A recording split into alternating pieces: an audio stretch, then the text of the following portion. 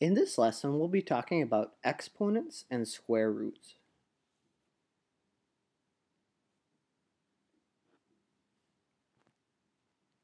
First, let's talk about a concept we already know.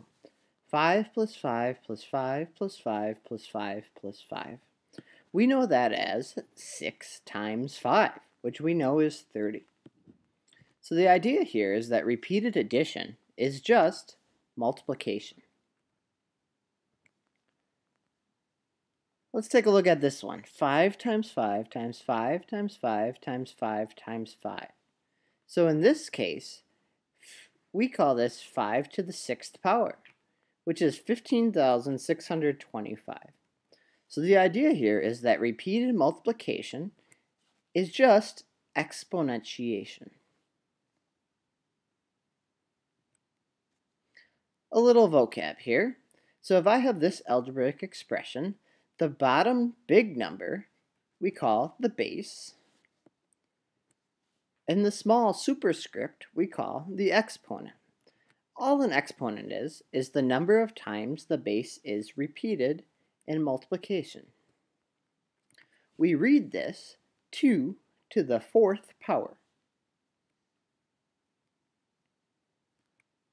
Here's an example. How would I read this? Well, the base is 3 and the exponent is 2. So I would read this 3 to the 2nd power. All this means is 3 times 3, which is 9. I would read this 2 to the 5th power, which is 2 times 2 times 2 times 2 times 2, which is 32. Try this one yourself. How would you read this expression?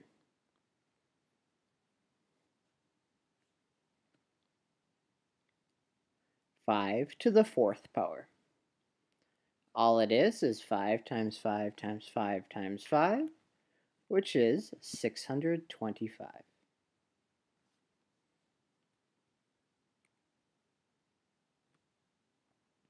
We have two special exponents, names that are also very, very common. So if we have a square with side length a, and we want to find the area, all we do is we take a times a. You could also write that as a to the 2nd power. We have a special name for this. We call it a squared. The other example is with a cube. If you want to find the volume of the cube, you take side lengths a times a times a. You could write that as a to the 3rd power, and our special name is a cubed. So 7 squared just means 7 times 7 is 49. 4 squared is just 4 times 4, which is 16. 5 cubed is 5 times 5 times 5, which is 125. And 10 cubed is 10 times 10 times 10, 1,000.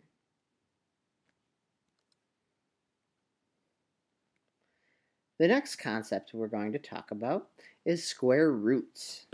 If I have a square with area 64, then my sides must be of length 8. If I have a square with area 9, then my sides must be of length 3.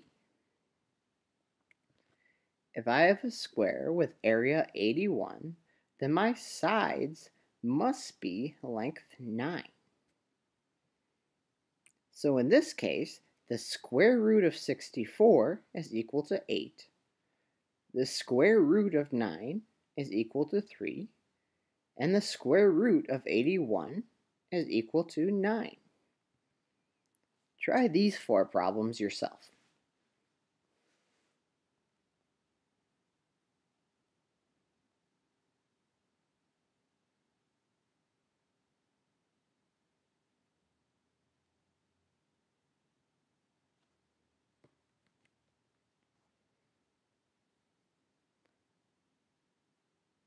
The square root of 36 is 6. The square root of 49 is 7. The square root of 4 is 2. And the square root of 1 is 1. So in general, when we have this algebraic expression, all it is the square root of a. And all it means is the length of the side of a square with area a.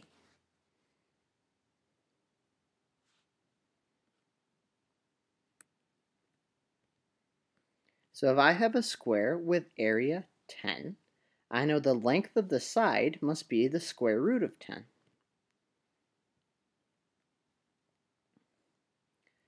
I don't know the square root of 10 exactly, but I know the square root of 10 is bigger than the square root of 9, which is 3.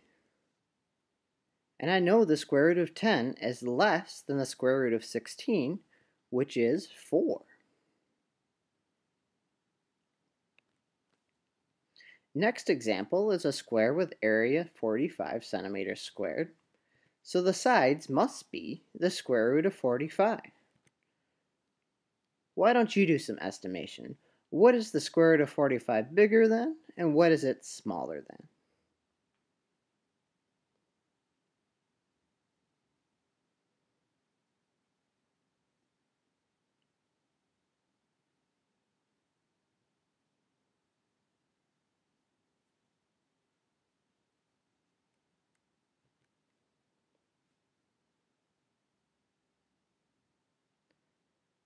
Since the square root of 45 is bigger than the square root of 36, which is 6, it must be bigger than 6. And since the square root of 45 is smaller than the square root of 49, which is 7, square root of 45 must be smaller than 7.